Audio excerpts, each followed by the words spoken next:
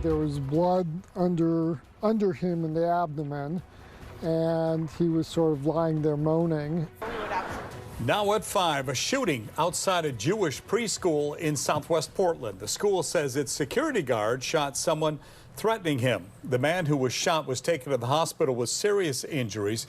Good evening. Thanks for staying with us, everybody. I'm Steve Dunn. And I'm Rick Asway. K2's Christina Jarnelli is live for us at the scene. Christina, the preschool says the security guard was defending himself.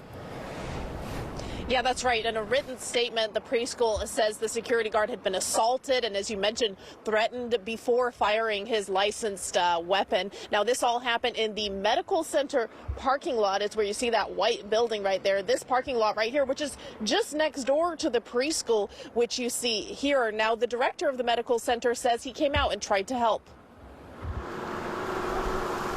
One man is in the ICU after a shooting took place just outside a preschool in southwest Portland. The Gan Jewish Preschool says their paid security officer was assaulted and threatened and then ended up having to fire his weapon. Sergeant Kevin Allen with the Portland Police Bureau says the investigation is ongoing. The person involved in the shooting is an armed security officer that is employed by the preschool.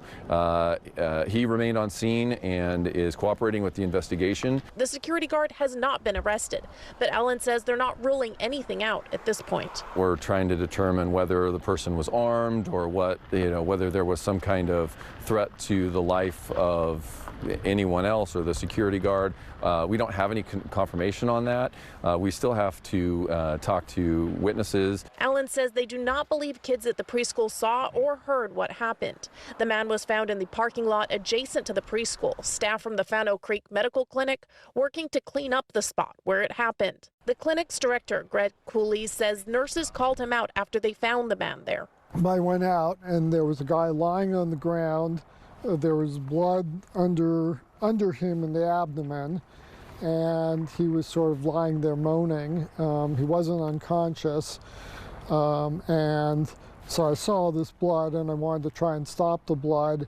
And so when he moved, he lifted up his shirt and he had a big bullet hole in what we call the left upper quadrant. Now, the school would not say whether or not they went on lockdown during this incident.